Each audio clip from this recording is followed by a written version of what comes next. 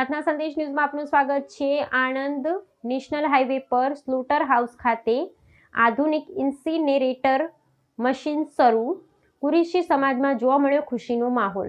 આણંદ સામરખા ચોકડી નજીક national highway પર આવેલું જૂનું કતલખાનું સ્લોટર હાઉસ જે અગાઉ નગરપાલિકા શાસન દરમિયાન બંધ કરવામાં આવ્યું હતું, તે સ્થળે આજે અદ્યતન ટેકનોલોજીથી સજ્જ ઇન્સિનેરેટર મશીન કાર્યરત કરવામાં આવ્યું છે। આ પ્રોજેક્ટ શરૂ થતાં સ્થાનિક કુરેશી સમાજ અને મુસ્લિમ સમાજમાં ખુશીની લાગણી જોવા મળી રહી છે। આણંદના સામાજિક કાર્યકર શહેજાદ સૈયદ 12 નંબરવાળા છેલ્લા 3 વર્ષથી સ્લોટર હાઉસની જગ્યા ફરી કાર્યરત બને તે માટે સતત પ્રયત્નશીલ રહ્યા હતા। તેમની લાંબા સમયની મહેનતે સફળતા મળતા તેમણે આણંદ કરમસદ મહાનગરપાલિકા તથા ભારતીય જનતા પાર્ટીનો આભાર વ્યક્ત કર્યો હતો। સાથે જ તેમણે કુરેશી સમાજ અને મુસ્લિમ સમાજની જરૂરિયાતોને ધ્યાનમાં રાખી કતલખાનાની વધુ સુવિધા ઉપલબ્ધ કરાવવાની પણ માંગણી કરી હતી। નવી શરૂ કરાયેલ ઇન્સિનેરેટર મશીન મૃત પ્રાણીઓના અવશેષોના વૈજ્ઞાનિક અને સુરક્ષિત નિકાલ માટે ઉપયોગી બનશે।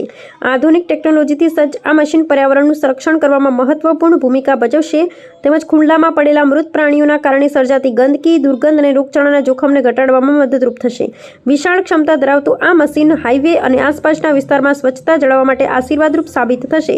સ્થાનિક લોકો અને પશુપાલકો માટે પણ આ સુવિધા ખૂબ જ ઉપયોગી ગણાઈ રહી છે। આ પ્રસંગે ભાજપ લઘુમતી મોરચાના પૂર્વ મહામંત્રી ફિરોજ મોગરિયા, એજાજ શેખ, સેનેટરી વિભાગના ગળવી સાહેબ, અર્જુનભાઈ સહિતના આગેવાનો અને અધિકારીઓ ઉપસ્થિત રહ્યા હતા।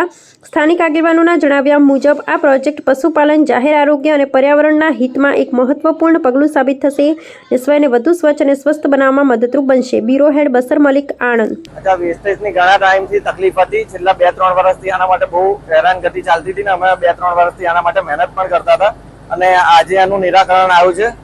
આણંદ કરમસદ મહાનગરપાલિકા દ્વારા આજે 1.5 થી 2 કરોડ રૂપિયાના સંઘી બજેટથી આ વસ્તુ બનાવવામાં આવી છે।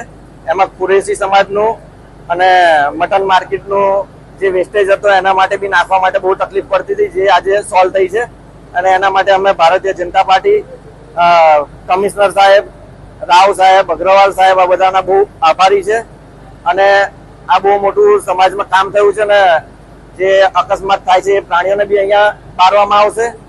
જે રોડ રસ્તામાં પડ્યા હોય છે એ બી ને ખાસ કરીને જે મટન માર્કેટ વાળાને જે તકલીફ હતી એ તકલીફનો આજે બહુ મોટો સોલ્યુશન થયું છે। આજે બકરાઈદનો તહેવાર છે તો મુસ્લિમ સમાજના વિશે શું કહેશો? આ જે સુવિધા ઉપલબ્ધ છે બસ આજે અભી થોડા ટાઈમમાં 15-20 મિનિટમાં ચાલુ થાય છે। ટેમ્પરેચર 200 ડિગ્રી જેવું થઈ ગયું છે, 400-450 થાય એટલે હમણાં બસ 10-15 મિનિટમાં ચાલુ કરી દેશે। એટલે જે પણ વેસ્ટેજ હોય મુસ્લિમ સમાજને અમારી નમ્ર વિનંતી છે કે જાતે ડાયરેક્ટ અહીંયા આવીને આપે એટલે આ લોકો એનો નિકાલ કરે।